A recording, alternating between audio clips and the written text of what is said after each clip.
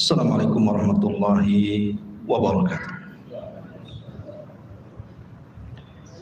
Alhamdulillah wassalatu wassalamu ala Rasulillah wa ala alihi wa sahbihi wa mawalah wa la hawla wa la quwata illa billahi wa ba'd. Kita lanjutkan kajian kita, masih membahas tafsir Al-Baqarah ayat ke-83. Kita baca ayatnya. A'udzubillahi minasyaitonir rajim. Bismillahirrahmanirrahim. Wa id akhadna mitsaqa bani Israil la ta'buduna illallah wa bil walidaini ihsana wa dzil qurba wal yatama wal masakin wa qulu lin nasi husna wa aqimus salata wa atuz zakata summa tawallaitum illa qalilan minkum wa antum mu'ridun. Dan ingatlah ketika kami mengambil perjanjian kepada Bani Israel, janganlah kamu menyembah selain daripada Allah, dan berbuat baiklah kepada kedua orang tua, kemudian kepada kerabat, anak-anak yatim dan orang-orang miskin. Dan bertutur katalah dengan ucapan yang baik kepada manusia.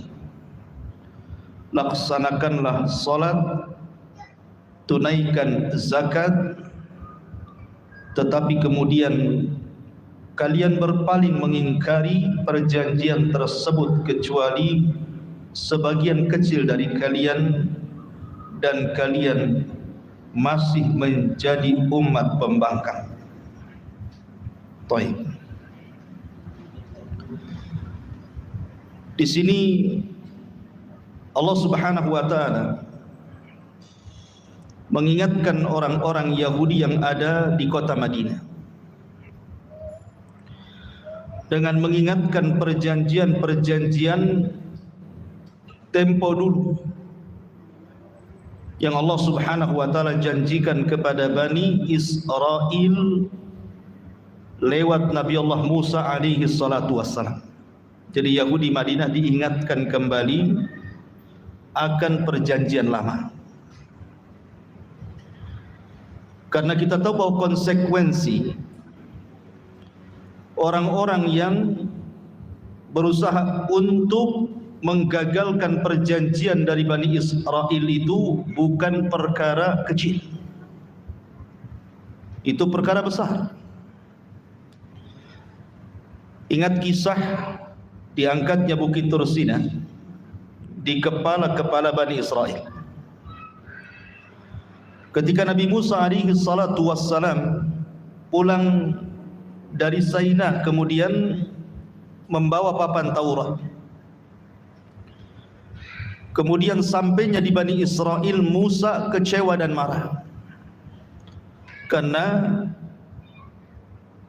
sebagian Bani Israel ada yang kemudian terpengaruh dengan Samiri, yang kemudian menyembah patung anak sapi. Padahal baru ditinggal 40 malam sudah murtad tuh Bani Israel. 40 malam itu bukan lama, sebentar. Tetapi kita tahu dari sini bahwa yang memegang hati manusia itu adalah Allah. Makanya kenapa Nabi SAW banyak-banyak berdoa, ya muqallibal qulub tsabbit qalbi ala dini. Wahai zat yang membolak-balikan hati, tetapkan hatiku di atas agama. Karena 40 hari saja Bani Israel sudah murtad, bukan 1-2 orang, ribuan menyembah patung anak sapi. Makanya Musa alaihi salatu wassalam membacakan hukuman orang murtad dari papan Taurat yang ia bawa dari Sainah. Nah, salah satu konsekuensi karena mereka sudah murtad, faqtulu anfusakum, kalian harus saling membunuh satu sama lain. Tentu saling membunuh itu berat, saling tusuk menusuk berat gitu ya. Makanya mereka tidak mau. Karena mereka tidak mau itulah maka Musa alaihi salatu wassalam kemudian berdoa kepada Allah untuk mengangkat bukit Tur Sina di atas kepala Bani Israel. Musa mengatakan, kalian mau taat dengan aturan Taurat ataukah kalian akan ditimpa bukit Tur Sina ini? Sama-sama mati nih. Tobat mati, tak tobat mati. Ini deh. Tak tobat mati kena banting gunung. Tobat harus tusuk-tusukan. Makanya Musa mengatakan, disebutkan dalam Al-Quran, khudhu ma atainakum, ambillah apa yang telah aku ambil dari hukum-hukum Taurat. Maka ketika bukit kemudian diangkat di atas kepala mereka, mereka pun langsung sujud bertobat, tetapi sambil matanya melirik ke atas, takut-takut bukitnya menimpa. Akhirnya mereka pun siap melakukan perjanjian itu.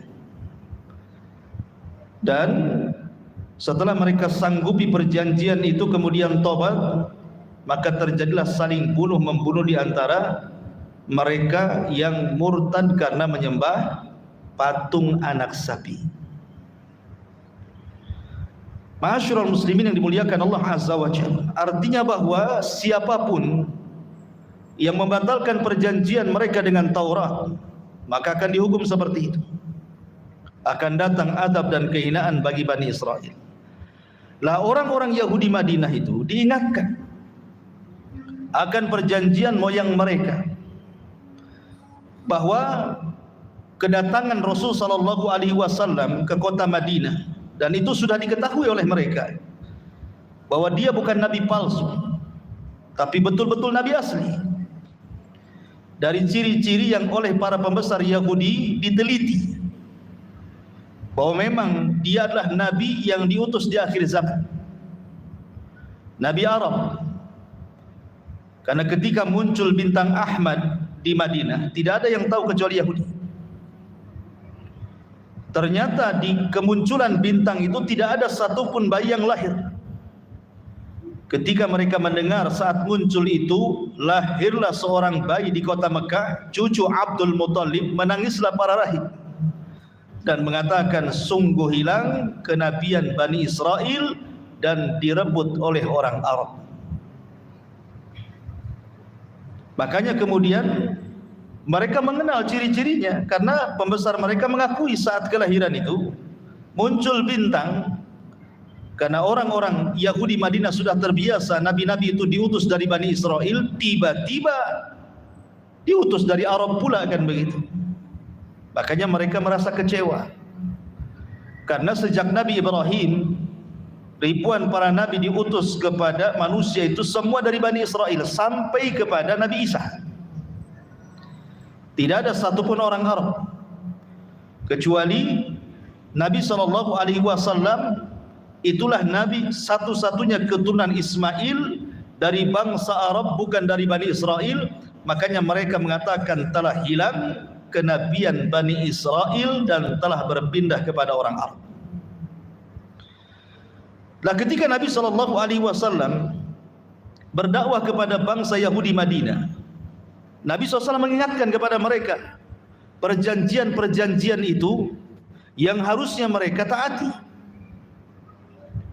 Apa perjanjian itu? Di sini Allah Subhanahu wa taala berfirman, "Wa id akhadna mitsaqa bani Israil la ta'buduna illallah."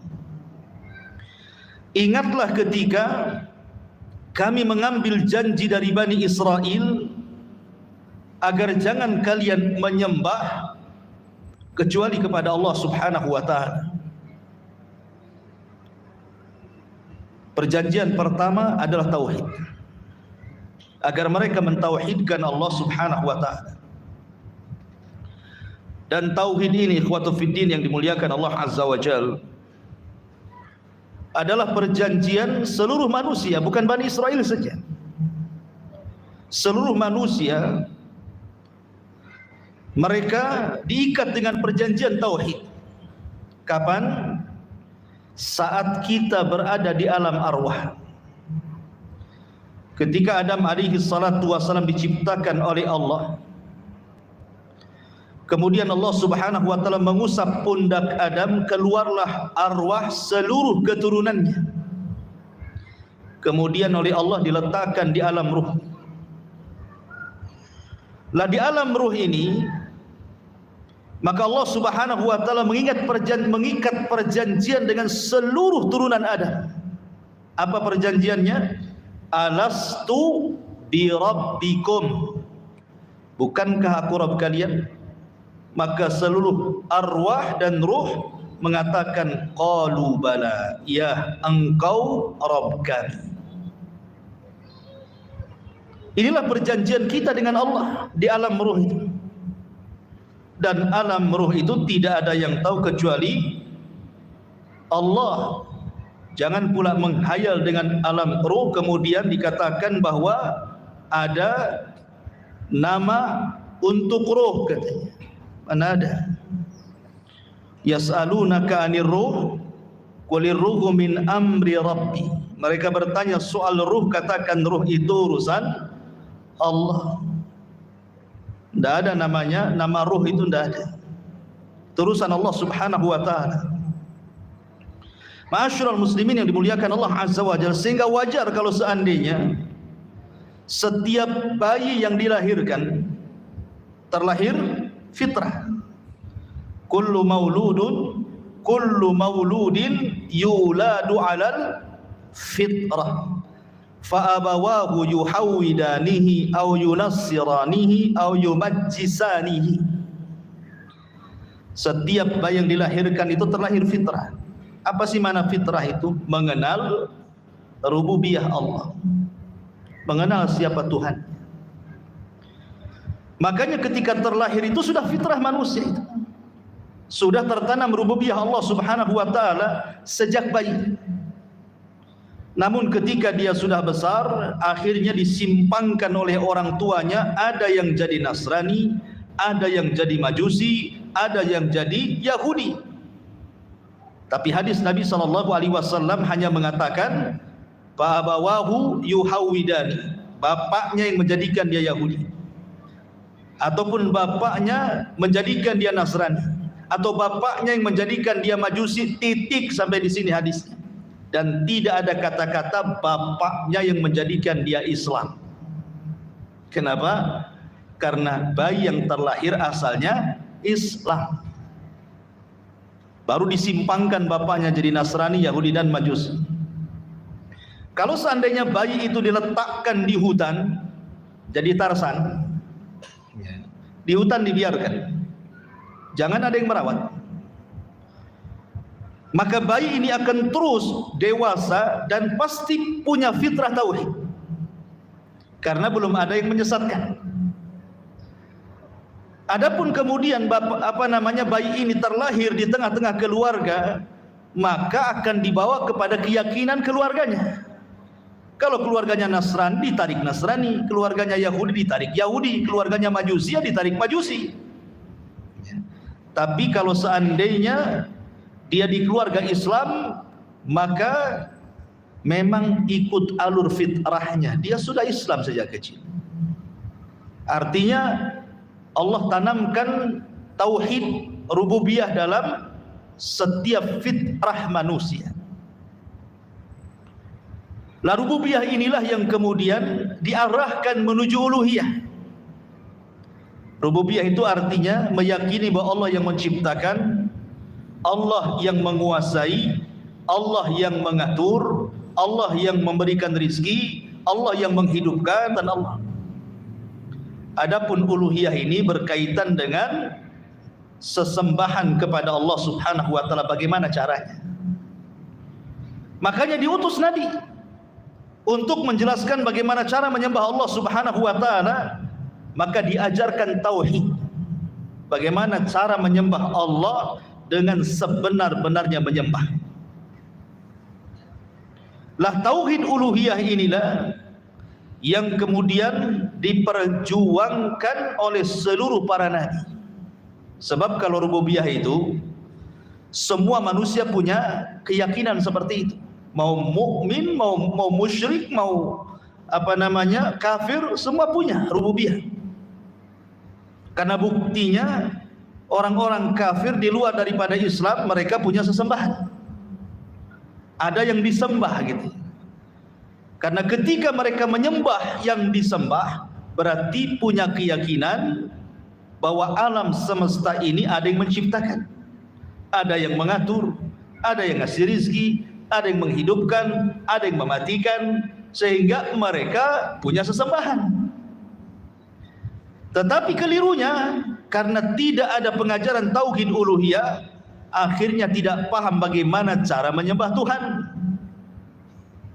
Ketika mereka salah cara menyembah Tuhan, akhirnya mereka mengambil batu sebagai Tuhan, tanaman jadi Tuhan, lembah jadi Tuhan, gunung jadi Tuhan, gajah, unta jadi Tuhan, sampai uang jadi Tuhan. Ma'asyiral muslimin yang dimuliakan Allah Subhanahu wa taala.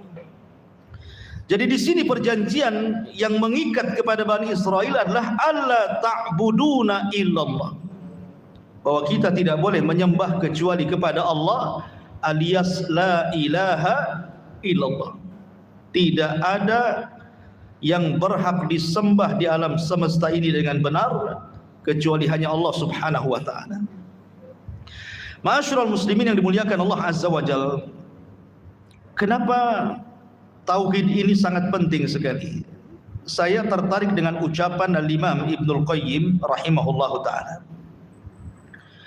Apa kata Imam Ibnul Qayyim rahimahullahu ta'ala ketika beliau menjelaskan tentang keutamaan tauhid?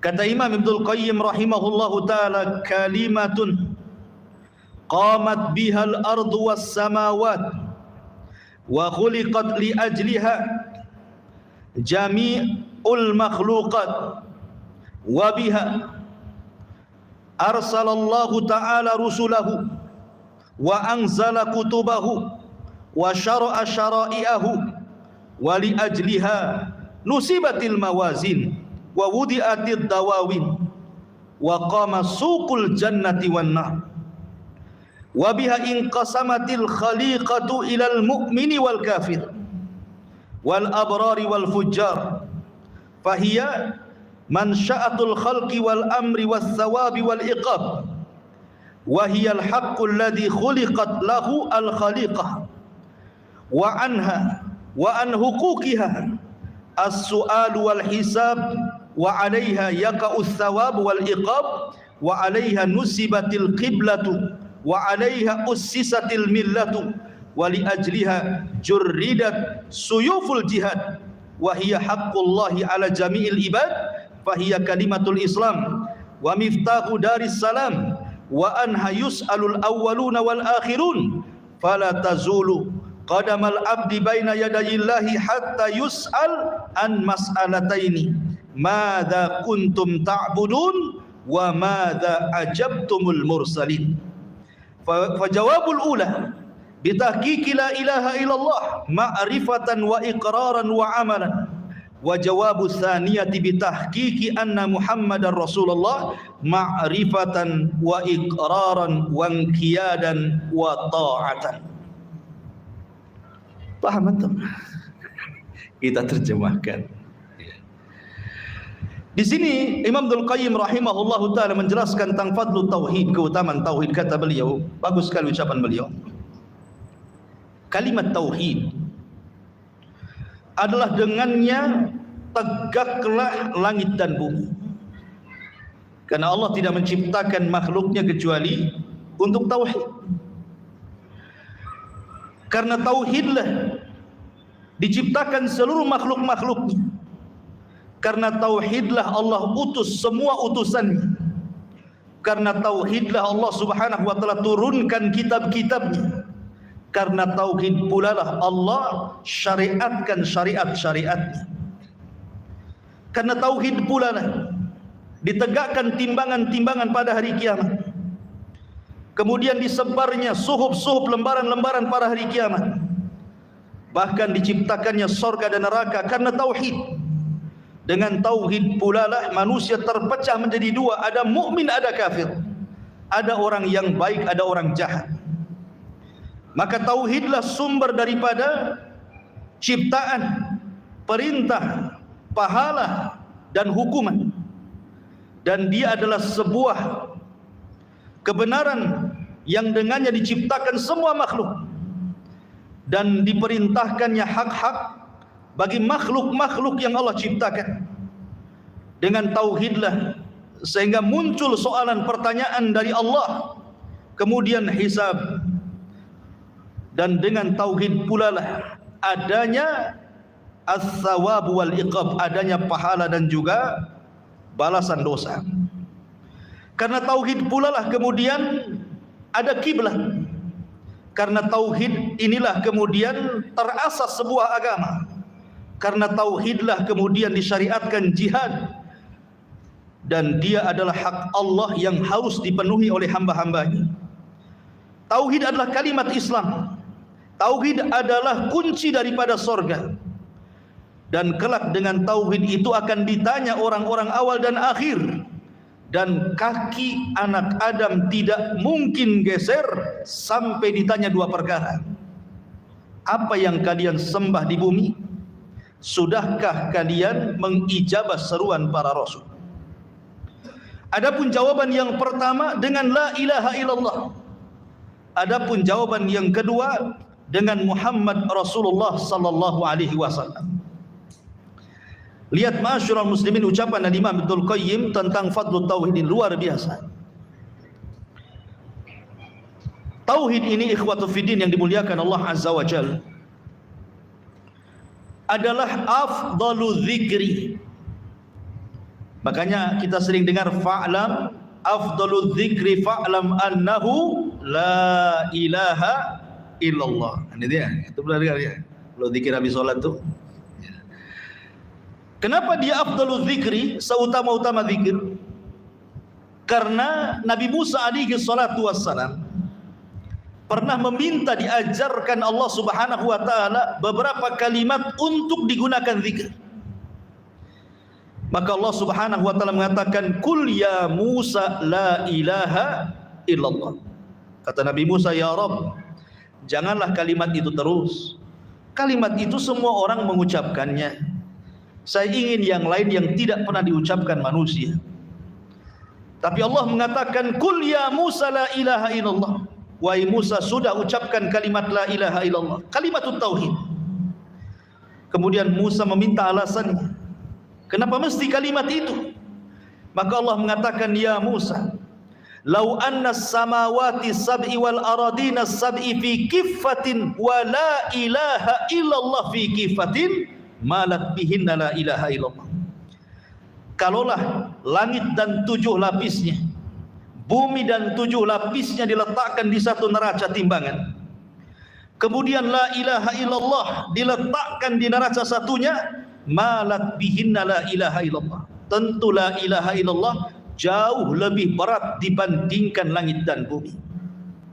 Itulah keutamaan tauhid. Ma'asyiral muslimin yang dimuliakan Allah Subhanahu wa taala.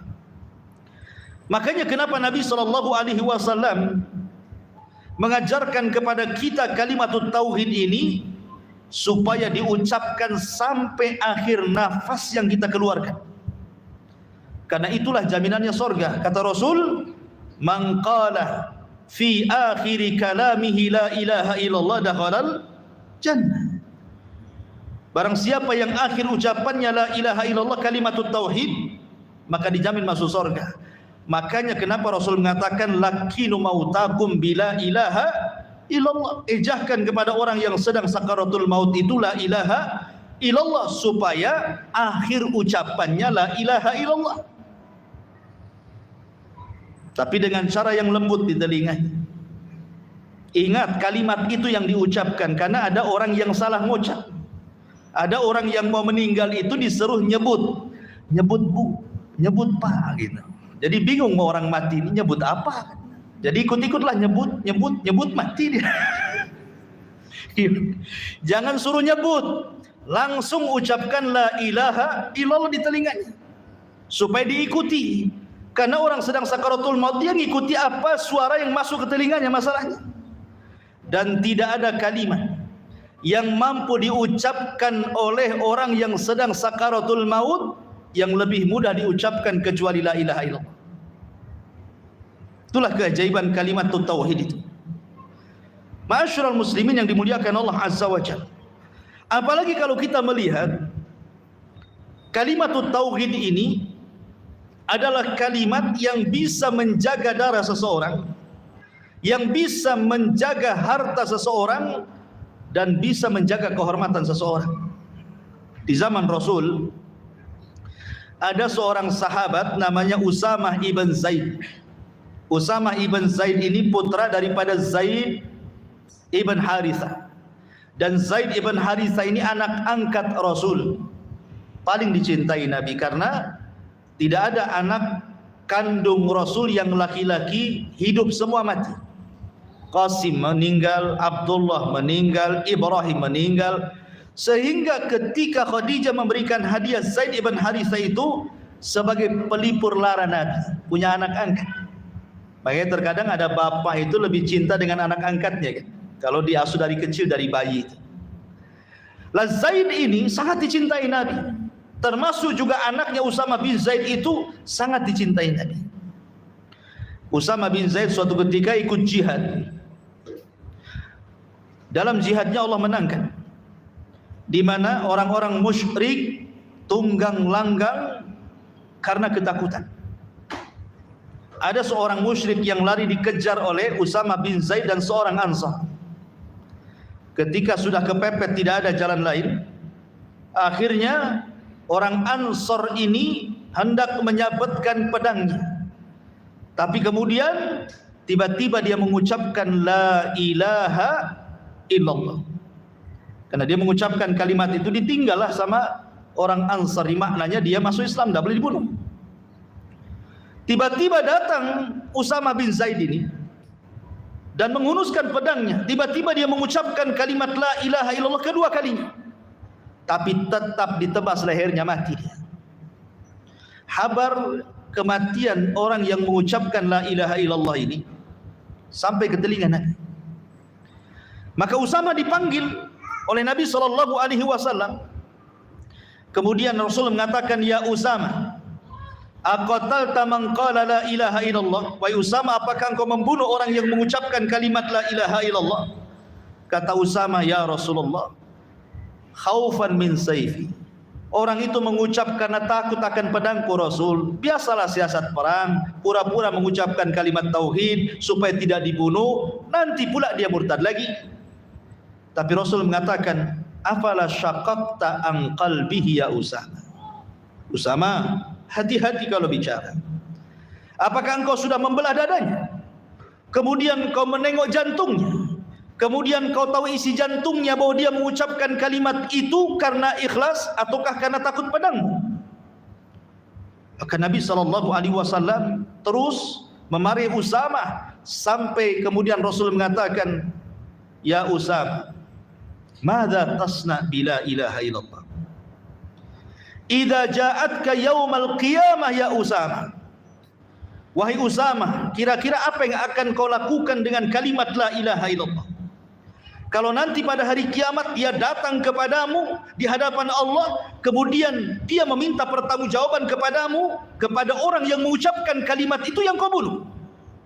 Maka Usamah mengatakan, istaghfirli ya Rasulullah, ampuni aku wahai Rasul.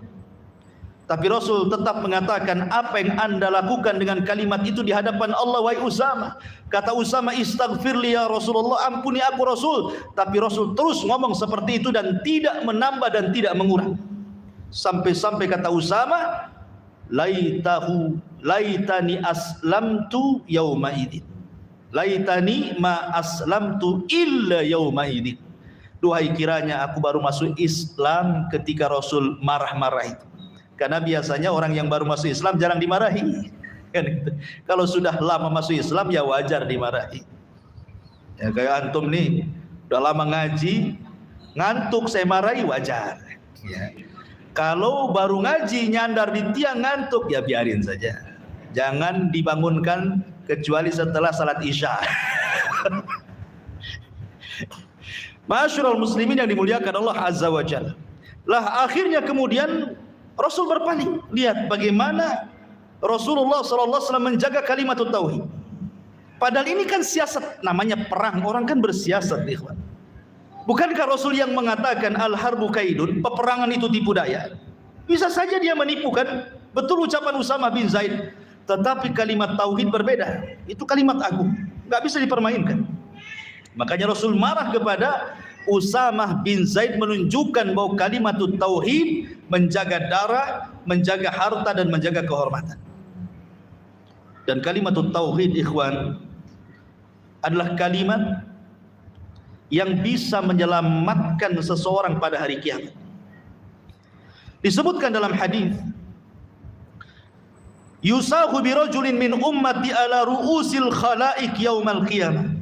Didatangkan seorang laki-laki di hadapan Allah pada hari kiamat di depan manusia yang banyak itu. Bayangkan yang kumpul di padang mahsyar itu orang yang awal hidup sampai yang terakhir mati. Berapa jiwa, berapa triliun jiwa menyaksikan orang ini dipanggil di hadapan manusia. Dari kaum ke kaum, dari zaman ke zaman. Kemudian tiba-tiba Allah Subhanahu wa taala katakan, mana catatan? Akhirnya kemudian didatangkan catatan dia selama di dunia. Berapa? 99 sijillan. 99 catatan. Kemudian Allah Subhanahu wa taala mengatakan, bentangkan satu catatan. Maka dibentangkanlah satu catatan, rupanya satu catatan itu sejauh mata memandang panjangnya itu. Dan semuanya isi kejahatan dia ketika di dunia. Maka kemudian Allah Subhanahu wa taala mengatakan, atumkiru min hadza syai'a, adakah yang diingkari dari catatan ini? Kata dia tidak ada. Cek lagi, jangan-jangan malaikat yang catat salah.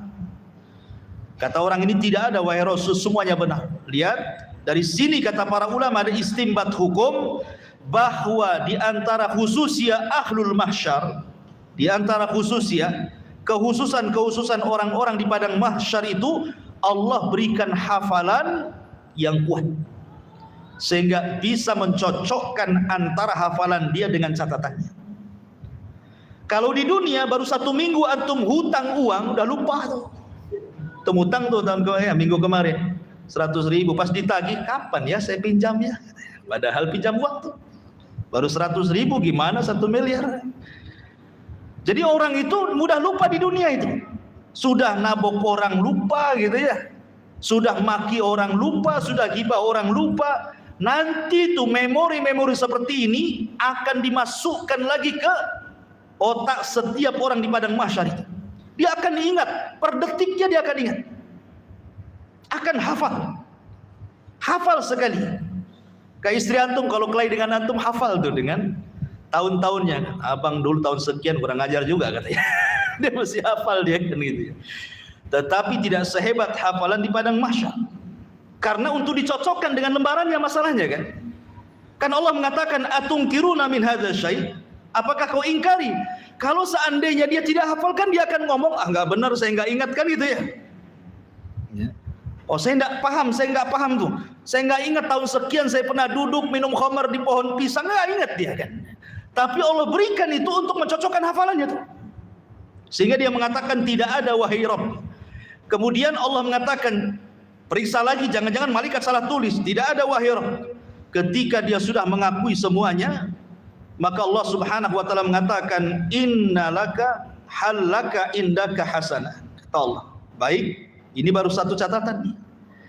Belum yang 98-nya dibuka. Baru satu catatan saja semua kesalahan dia. Itu saja sudah kena mental dia. Ketika Allah mengatakan halaka min hasanah, apakah kamu punya kebaikan untuk menandingi catatanmu ini? Udah kena mental duluan. Ya Rabb, seandainya aku punya kebaikan banyak, apalah kebaikanku dengan catatan sebanyak ini, katanya. Akhirnya dia sudah nyerah, dikiranya dia menjadi ahli nahwu.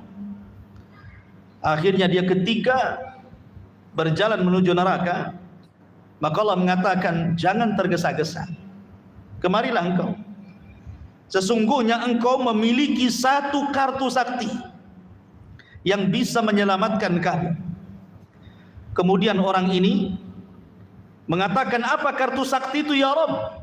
Kemudian Allah buka, rupanya kartu itu bertuliskan la ilaha illallah.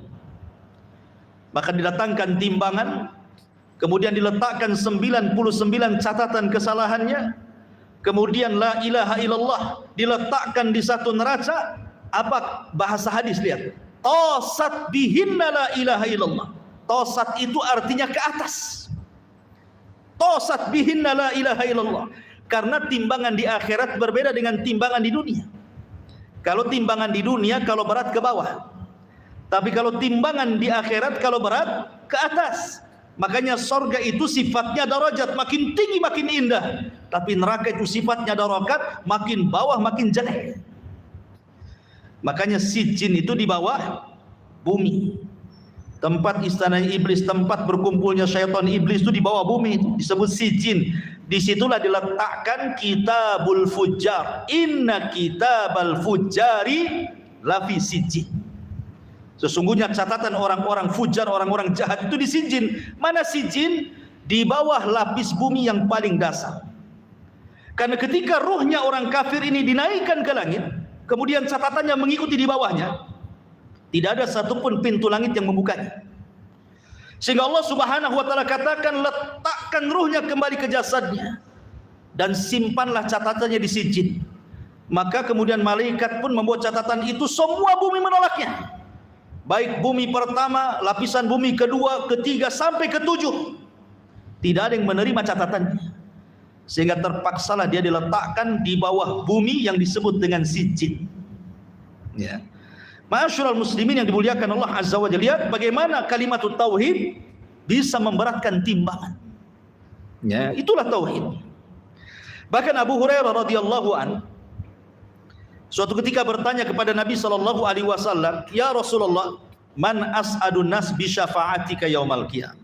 Rasul, kira-kira yang paling bahagia dengan syafaatmu pada hari kiamat itu siapa?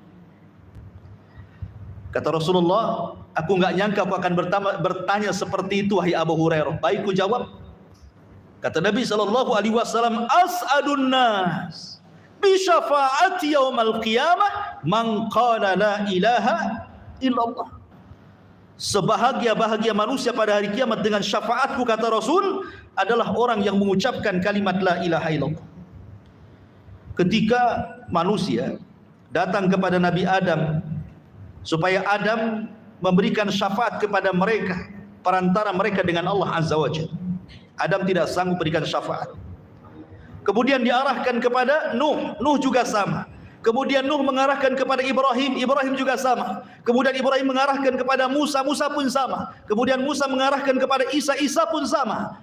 Isa mengarahkan kepada Nabi sallallahu alaihi wasallam.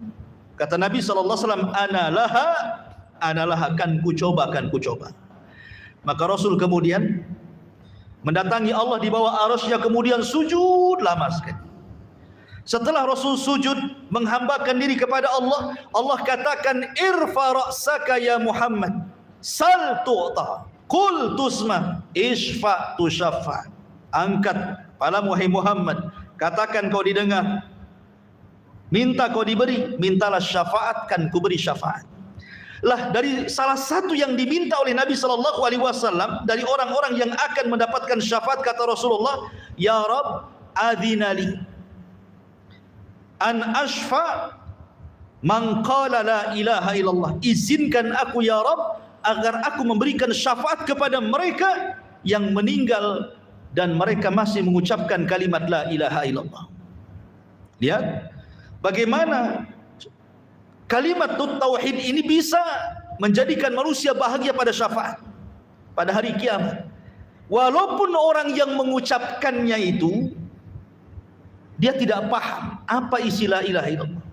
Walaupun yang mengucapkannya itu dia mengikuti orang mengucapkan, dia ikut-ikut mengucapkan.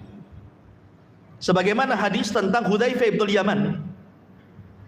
Kata Hudzaifah bin Yaman, dia mengatakan dalam sebuah hadis, nanti pada hari kiamat yadrusul Islam kama yadrusu wasyus thawbi hatta la yudra ma siyamun wala salatun wala nusuk wala sadaqah. Kata Hudzaifah bin Yaman, nanti di akhir zaman Islam itu tinggal namanya. Ya, KTP-nya saja Islam gitu ya. KTP-nya saja Islam. Kemudian kata Hudzaifah, kenapa dikatakan Islam tinggal nama? Karena nanti orang itu sudah tidak kenal puasa, tidak kenal sholat, tidak kenal kurban, tidak kenal sedekah, dan tidak kenal ibadah yang lainnya. Nggak kenal apa-apa. Itu menunjukkan Islam tinggal nama tuh. Kemudian kata Hudzaifah, wala yusra ala kitabillah fi lailatin fala yabqa fil ardi minhu ayat. Dan nanti di akhir zaman Al-Quran akan diangkat dalam satu malam, sehingga tidak ada satupun Al-Quran yang tinggal di bumi. Semua mushaf akan kosong, tinggal kertasnya. Semua hafalan Quran di dada manusia akan lenyap. Tidak ada Quran lagi. Di dada lenyap, di tulisan hilang. Nanti pada hari kiamat di akhir zaman akan diangkat Quran ke langit. Kemudian kata Nabi sallallahu alaihi wasallam, wa tabqa tawaifun minan nas asy-syaikhul kabir wal ajuz yaquluna adrakna aba'ana ala hadhil kalimati la ilaha illallah fa nahnu naquluha. Kemudian kata Nabi sallallahu alaihi wasallam, nanti di akhir zaman akan muncul manusia-manusia yang sudah tua-tua renta, sudah kakek-kakek, sudah nenek-nenek. Tiba-tiba mereka mengatakan, kami mendengar bapak-bapak kami mengucapkan kalimat tauhid la ilaha illallah, kami pun ikut-ikutan. Jadi nanti di akhir zaman itu anak-anak muda sudah tidak kenal apa itu kalimat la ilaha illallah, tetapi orang tua mereka, kakek-kakek mereka masih mengucapkannya. Mereka beralasan, kami pernah dengar dulu kakek buyut kami mengucapkan kalimat la ilaha illallah, kami juga ikut mengucapkannya gitu. Kemudian rawi hadis berkata kepada Hudzaifah bin Yaman, namanya Silah. Dia mengatakan, ya Hudzaifah, ma tughni anhum la ilaha illallah. Kira-kira nih orang yang mengucapkan kalimat tauhid yang hanya mengucapkan gara-gara mengucapkan nenek moyang mereka kemudian ikut mengucapkannya, apa gunanya ya? Tapi lihat kata Hudzaifah, ya Silah, walaupun mereka mengucapkan kalimat la ilaha illallah, mendengar dari nenek moyang mereka, mereka enggak kenal salat, enggak kenal puasa, enggak kenal zakat, enggak kenal ibadah.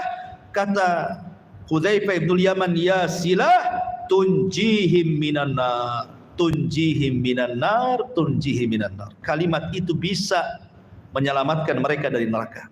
Kalimat itu bisa menyelamatkan mereka dari neraka. Kalimat itu bisa menyelamatkan mereka dari neraka. Lihat, ini namanya apa? Keutamaan tauhid. Luar biasa gitu. Makanya ma'asyiral muslimin yang dimuliakan Allah Subhanahu wa taala, wajar kalau seandainya kalimatut tauhid adalah kalimat yang menjadikan awal dakwah para nabi, mendakwahkan dakwah kepada umatnya. Lihat Nabi 13 tahun di kota Mekah hanya mentauhid, berdakwah kepada tauhid. Sampai Nabi SAW dikatakan gila, dikatakan tukang sihir, dikatakan perangkai syair, dikatakan pemecah belah, dikatakan macam-macam, sehingga mendapatkan intimidasi, ancaman, mulai dari ancaman fisik sampai kemudian ancaman psikologi dan macam-macam. Untuk siapa? Coba Nabi SAW memperjuangkan dakwahnya sampai ke Taif, dilempari batu oleh anak-anak sampai orang tua, tidak lain karena memperjuangkan la ilaha illallah. Dari sinilah Allah Subhanahu wa taala mengatakan, walaqad ba'atsna fi kulli ummati rasulan an i'budullaha wajtanibu taghut. Dan sungguh kami telah utus pada tiap-tiap rasul, tiap-tiap umat ini seorang rasul, tugas mereka adalah sembahlah Allah, tauhidkan Allah, dan jauhi sesembahan selain daripada Allah alias taghut. Masyarul muslimin yang dimuliakan Allah Azza wa Jalla. Jadi pelajari tauhid, karena tauhid inilah penentu kebahagiaan kita dan akhirat. Dan kalau orang bertauhid, ikhwan, pasti tenang. Sering saya nasihatkan jamaah gitu. Kenapa orang yang bertauhid itu tenang? Kita tahu bahwa amalan yang paling tinggi dalam tauhid itu adalah tawakal. Tawakal itu amalan tauhid yang paling tinggi ketika kita di dunia. Menyandarkan diri kepada Allah Subhanahu wa taala. Terkadang kalau kita melihat kehidupan kita, ikhwan, saya, antum, atau siapapun, pasti suatu ketika akan dirundung sebuah permasalahan. Pasti akan dirundung sebuah musibah. Musibah apa saja? Apakah musibah ekonomi, sehingga kemudian dirundung dengan kefakiran dan kemiskinan? Apakah dirundung dengan kesehatan, sehingga diberikan sakit yang berkepanjangan, terkadang lambat disembuhkan? Azan ya? Bukan. Azan. Insyaallah kita lanjutkan minggu depan. Subhanakallahumma bihamdika asyhadu an la ilaha illa anta astaghfiruka wa atubu ilaik. Allah taala. Assalamualaikum warahmatullahi wabarakatuh.